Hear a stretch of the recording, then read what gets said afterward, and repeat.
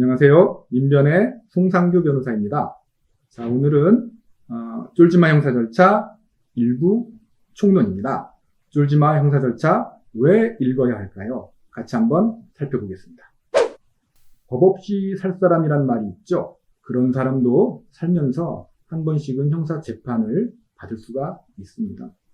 2008년 쇠고기 촛불 집회 기억하시나요? 그때 집회에 참여했다는 이유로 평범한 시민들 1200명이 넘는 사람들이 형사재판을 받았습니다. 2017년에 법원에 접수된 형사사건 건수가 무려 154만여 건이라고 합니다. 누구나 형사 피고인이 될 수 있는 것이죠. 그래서 형사 절차 인권은 아주 기본적이고 중요한 인권입니다. 역사를 통해서 형성된 인권 중에서 가장 기본적인 것입니다. 우리 헌법에서도 제12조, 제13조에 걸쳐서 형사 절차의 기본권을 정하고 있는 이유이기도 합니다. 자, 형사 절차 쫄지 말아야 제대로 대응할 수 있습니다. 쫄지 않으려면 형사 절차를 제대로 알아야 합니다.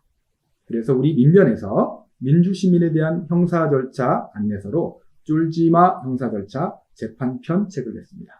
이미 6,000권 넘게 팔린 수사편에 있는 후속작입니다. 자, 그러면 먼저 형사소송이 뭔지 알아봐야 되겠죠. 형사소송은 민사소송과 뭐가 다른가? 4가지를 한번 알아보겠습니다. 첫 번째, 목적이 다릅니다.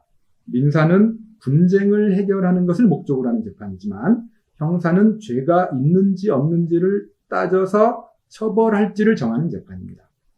돈을 빌려가서 계속 갚지 않는 괘씸한 채무자가 있다고 합시다. 돈을 갚으라고 법원에 소송을 내는 게 민사소송이고요. 반면에 처음부터 거짓말로 나를 속였다라고 생각하면 사기죄로 고소해서 기소가 되면 형사소송이 이루어집니다. 형사는 죄를 처벌하는 것이 목적이기 때문에 돈을 돌려받는 것과는 직접적인 관련은 없습니다. 그래서 사기죄로 처벌이 되어도 돈은 따로 갚아야 되는 거죠.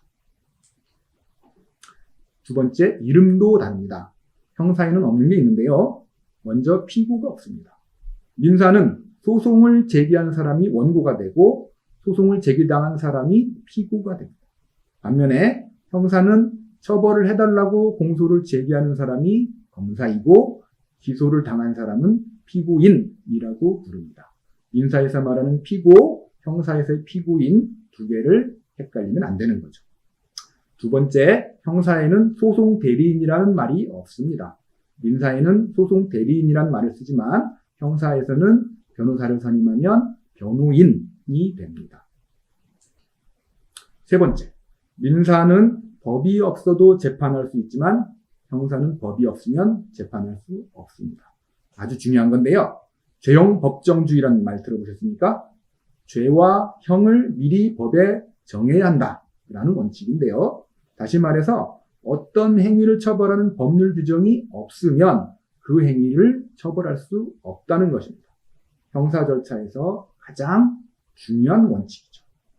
그런데 민사는 분쟁 해결이 목적이므로 법이 없어도 당사자가 정한 계약을 위반하거나 일반적인 신의 성실 위반만으로도 재판을 할 수 있습니다. 예를 들어 볼까요? 간통죄 규정이 있었죠. 그런데 간통죄 규정이 헌법재판소의 위헌 결정으로 없어졌습니다.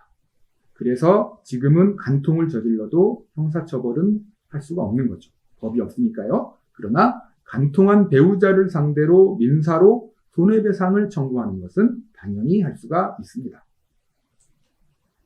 네 번째, 형사재판은 피고인이 참석해야만 재판을 진행할 수 있습니다. 민사는 소송 대리인이 있으면 당사자는 굳이 법정에는 나가지 않아도 재판이 진행이 됩니다.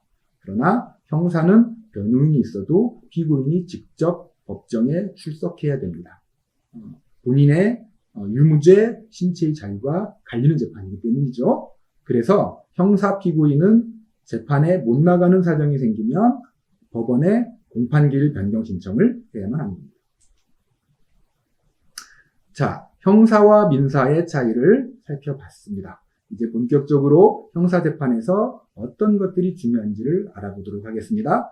민변에서 쫄지마 형사 절차, 수사편과 이번에 나온 재판편, 여러분과 얘기를 나누고 싶습니다. 한번 꼭 읽어보십시오.